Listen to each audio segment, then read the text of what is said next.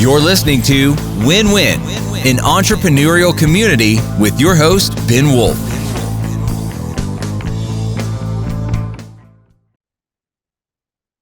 And welcome to Win-Win, the entrepreneurial community. I am Ben Wolf, as always, your host. We are going to learn from our guest today how to use a coach for strategic growth. That's intentionally slanted rhyme, or however that works. But anyway, I invite everybody to pause this for a second, leave a review, like, follow, comment, whatever. All those things make the content that we're sharing here and the information accessible to more people. So I invite you all to please pause a moment, do me a favor, and do that. All right. So without further ado, I want to get into introducing our guest today.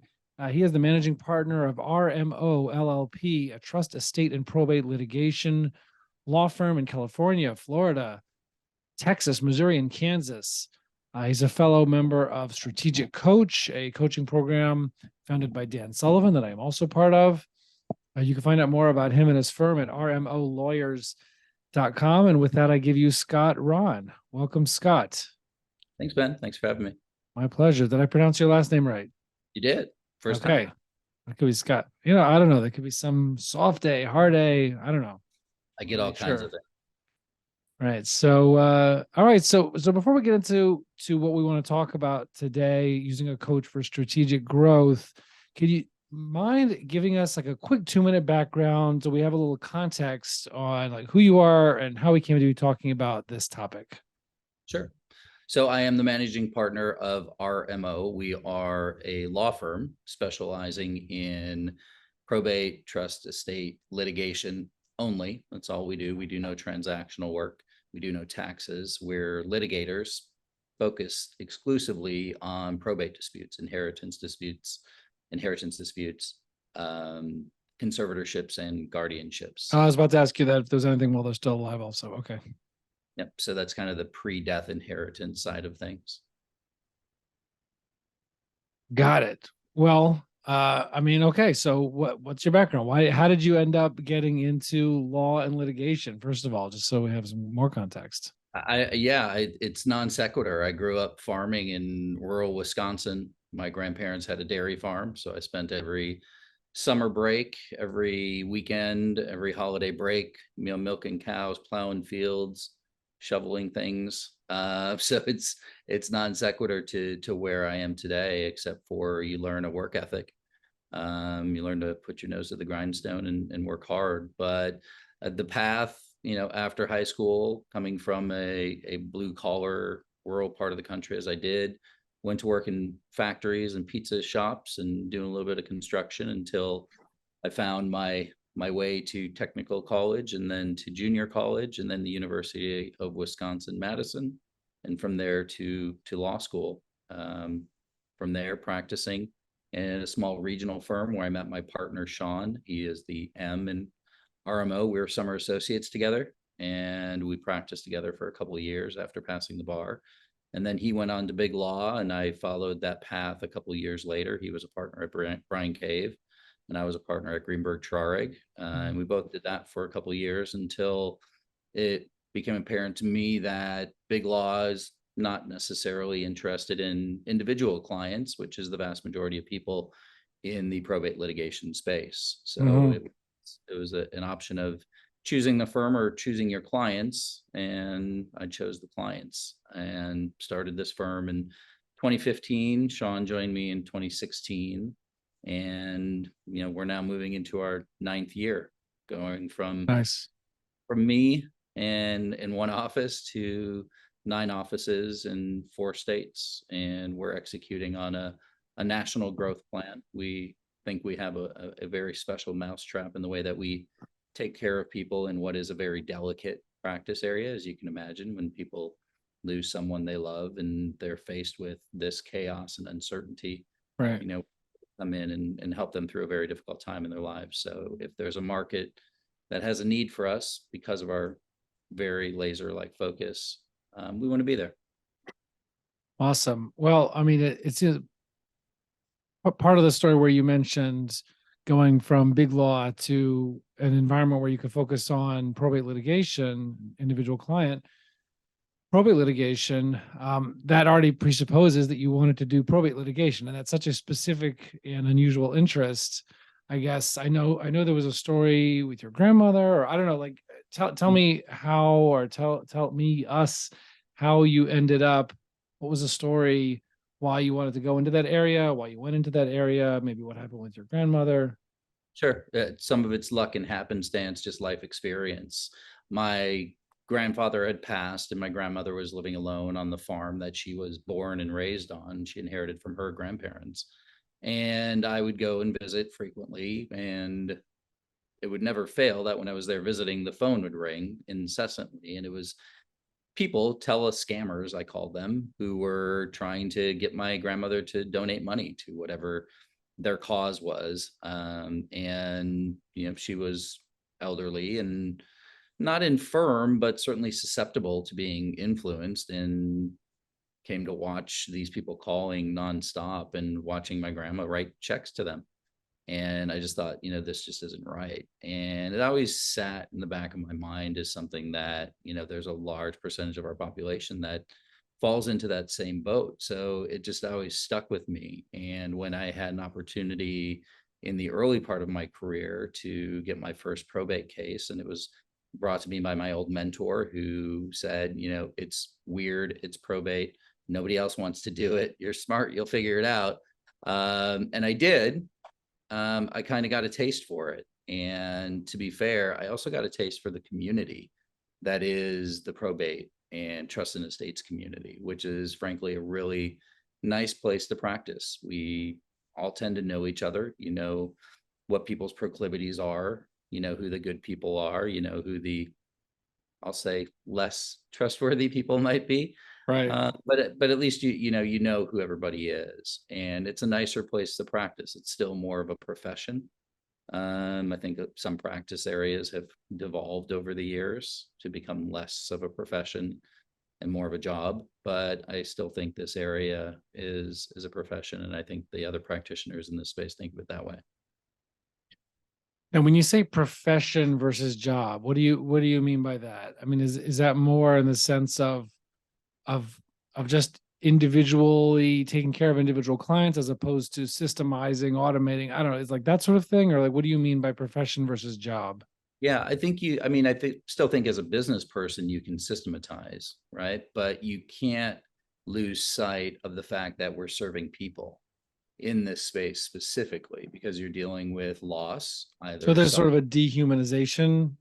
It's maybe a strong term, but there's a it's not really treating people as much in other areas. Correct. And frankly, not treating yourselves or your coworkers as people, right? It becomes, well, and trust in the states. I know when I was in law school, that's one of the things they said about tax and trust in the states was that it was possible not to be, having these 2,400 hour years in those practice areas. Yeah, no, that's absolutely right. And you have the opportunity to be a human. And to be fair, the practice area requires you to be human.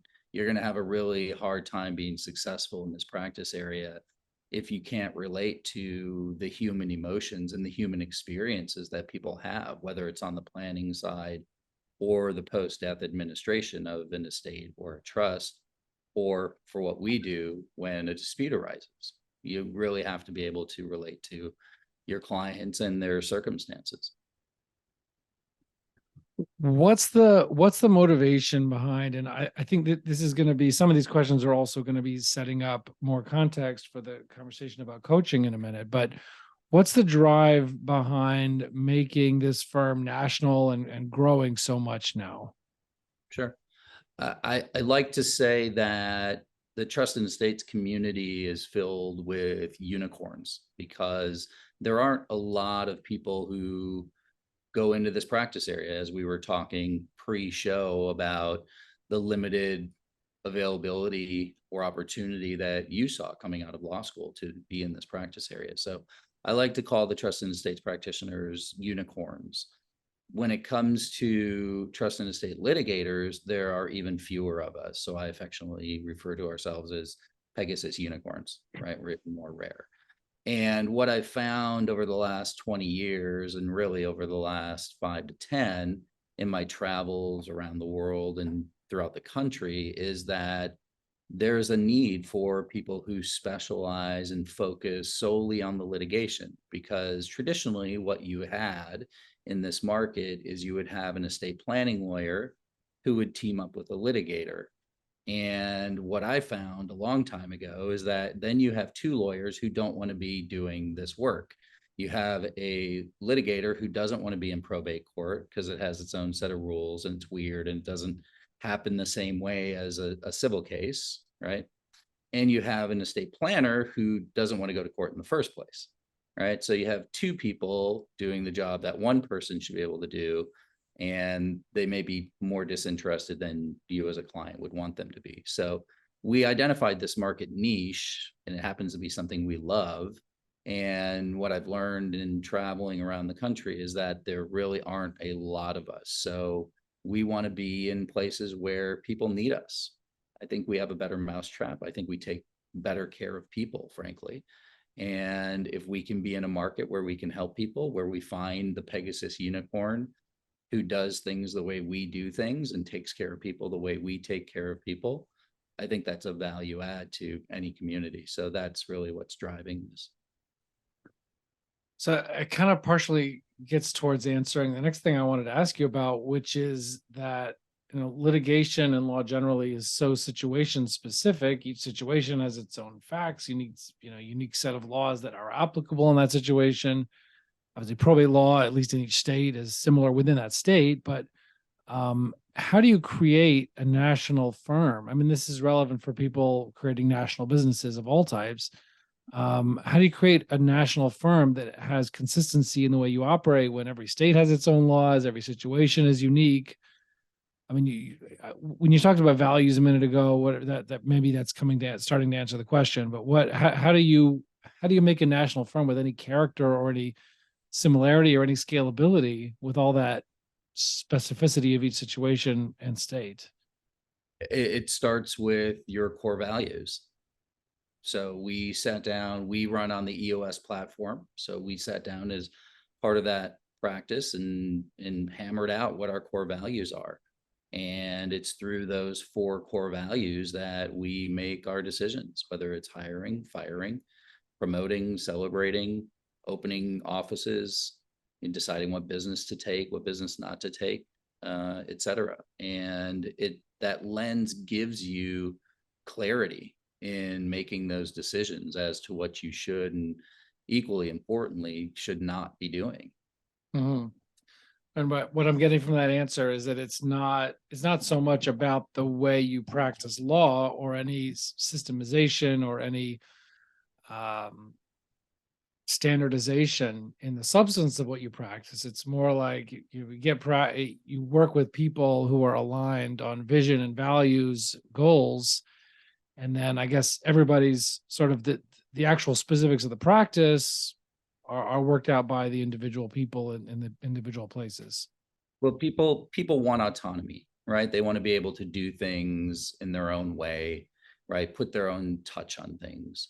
But at its core, you have to have core competencies, right? And people have to share common ethics, morals, ways that they do things.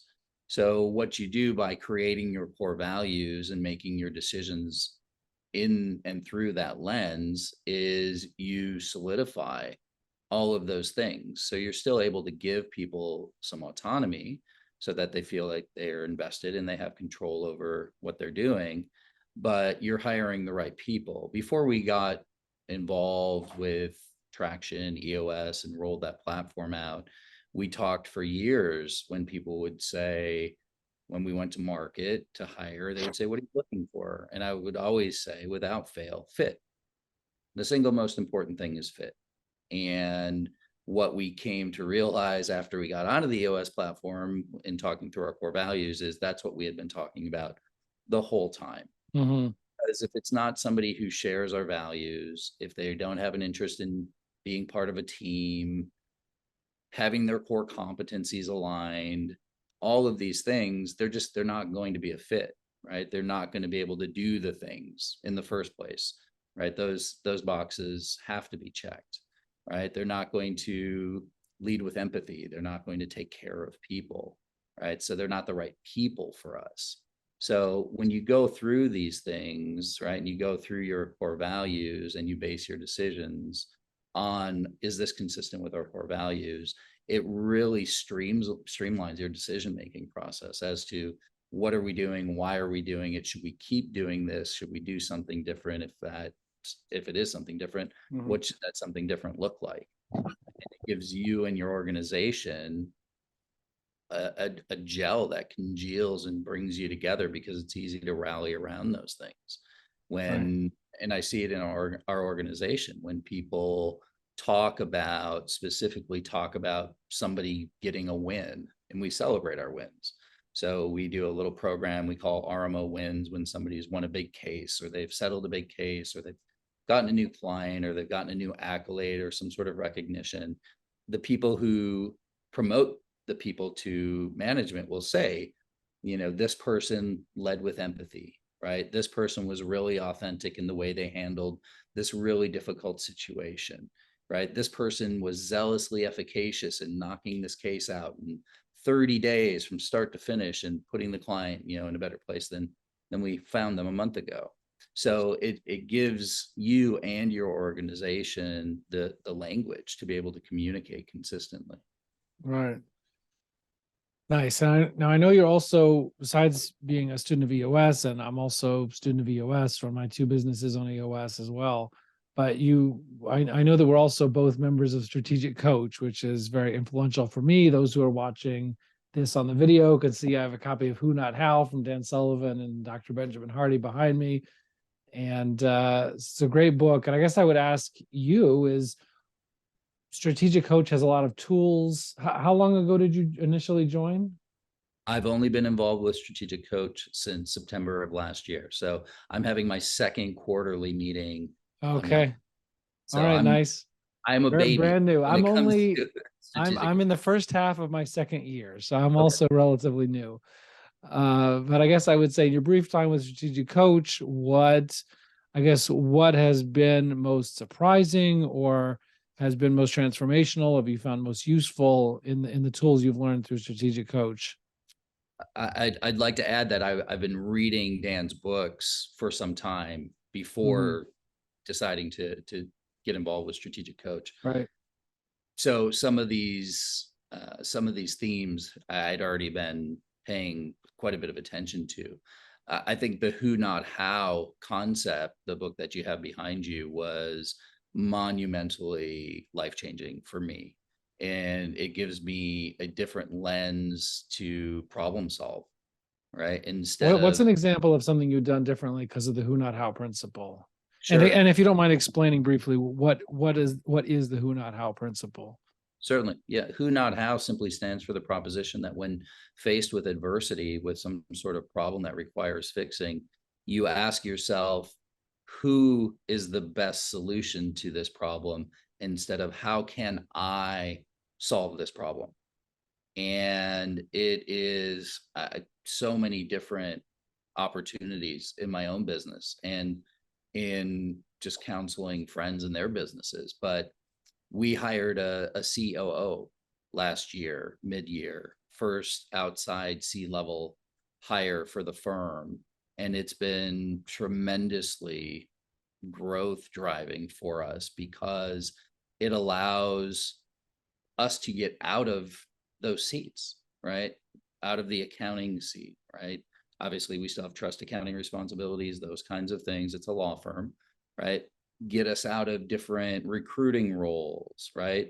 A lot of the blocking and tackling that happens in business that our COO was trained and has tons of experience in.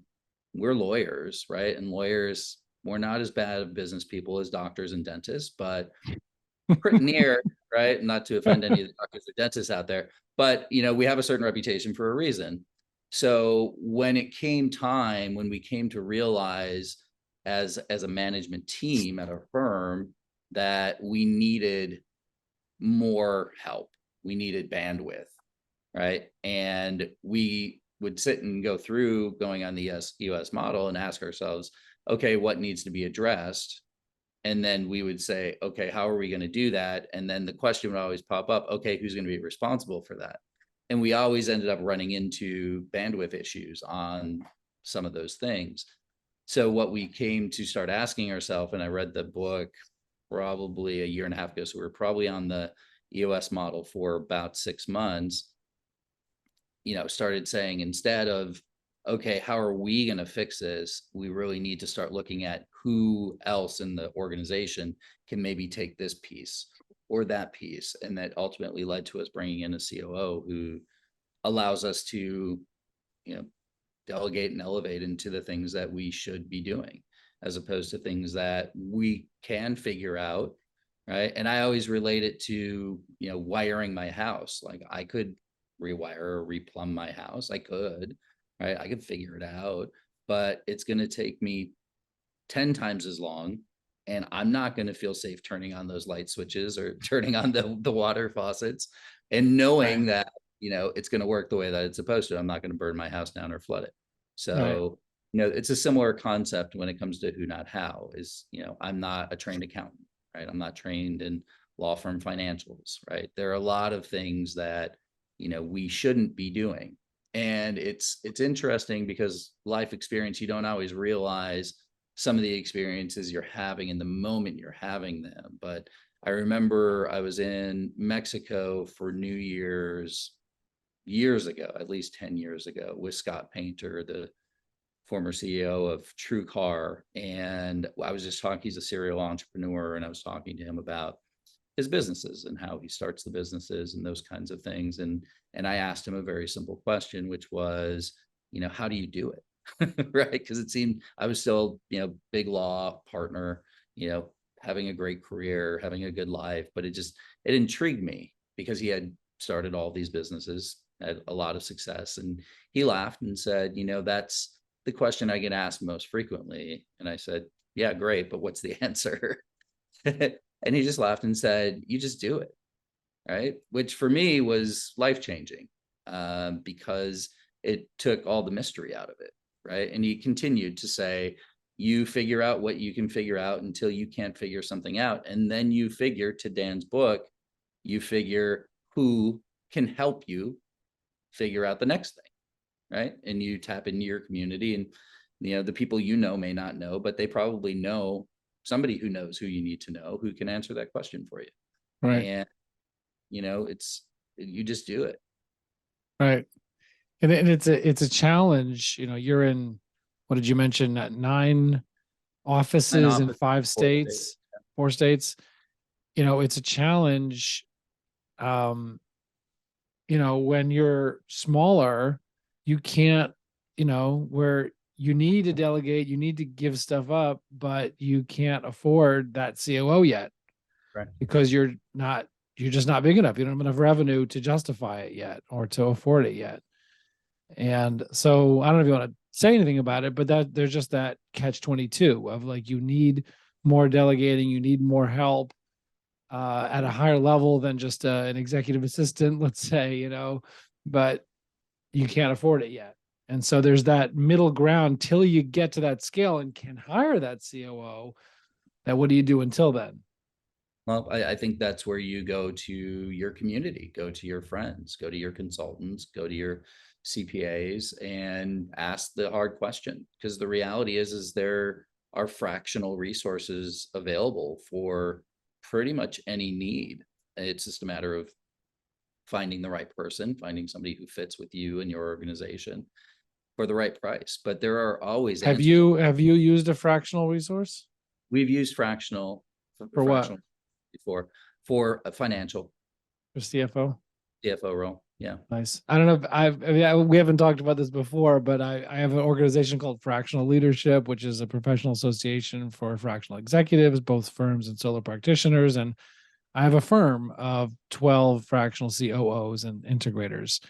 So definitely very heavily into that space. So happy to hear you mention it spontaneously like that. It was not pre-planned. Yeah, no, not pre-planned at all. No, I think the answer is that the resources are out there, right? And you just need to stop thinking that you need to figure it all out yourself. Right. Right. And the investment, especially for a fractional, the investment doesn't have to be huge. You kind of get to dictate, right, with them what the contract's going to look like, how long, how much time they're going to spend, what the cost is going to be. And the reality is, and I think most people who've gone through this process would agree, that once you go through and you do the delegate and elevate exercise and you start moving those things off, it frees you up to do things that are likely more profit inducing, more revenue than what you're paying. So that's really the exercise. It's not how much is this going to cost us, it's how much is it costing us now. Right, exactly. Yeah, no, they teach that strategic coach also. You're doing $20 an hour work, and how much is your time worth when you're doing money making work, talking to potential clients, and make that comparison. It can somewhat make delegation easier when you think of it as an investment in the time you're going to spend making much more money than whatever it's costing you to have that delegation, whether it's an executive level delegation like we spoke about, or a much lower level delegation, which also needs to be done. Very often we're doing minimum wage work, right? And that we very often find ourselves doing that. One last question. I guess when you think about coaching and the coaches that you've had, I guess if you could share whether it's, one of the most surprising things you've learned or gotten from coaching, or just, I guess what benefits you've gotten from a coach or being coached. And if you don't mind sharing about that. Sure. Yeah, I think the coaching that I've done, and I've done more coaching in the last 5 years as our business has continued to grow and thrive than I did in the previous 15. And I think it's in part responsible for some of the growth and successes that we've had, because I think just personally what I've come to experience and realize is that the mistakes I was making in my business were similar to the mistakes I was making in my life. And I think that goes to some of the things Dan talks about, right? It's, it's not just a business, right? We sometimes, especially in this country, have the audacity to often think that, well, it's business and business is separate from real life, right? And it's not, right? The way you comport yourself in your life is likely the way you comport yourself in your business, and vice versa.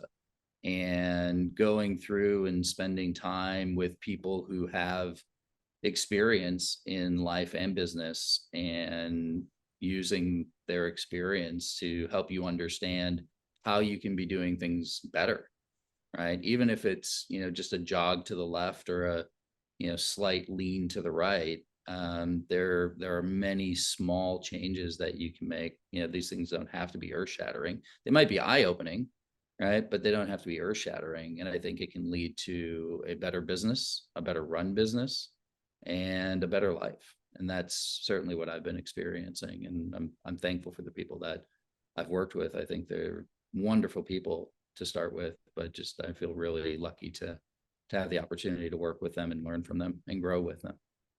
All right. That's awesome. Well, look, I really appreciate this conversation and what I was able to gain on thinking about, scaling a business and using values and, outcomes, and really focusing more on who and how, who we're working with more so than how exactly things should be, and letting the right people dictate how the details are done. I think in terms of scaling a business and not having to micromanage because of that, I think is helpful. The idea of the coaching, strategic coach, EOS implementation coaching you've gotten is helpful. And everything that you said about coaching and who, not how, obviously very helpful. So, and of course, fractional executive help as another way of bridging the gap between, where you are and where you need to get to. So really, really appreciate it. Thank you for your time today. Yeah, pleasure to be here. The answers are out there. We have to go find them. Yeah. Ask questions, talk to people. All right. Thank you, Scott. I appreciate it. And again, that's rmolawyers.com for more on him, and everybody else. We'll see you on the other side. Thank you. You're listening to Win Win, an entrepreneurial community with your host, Ben Wolf.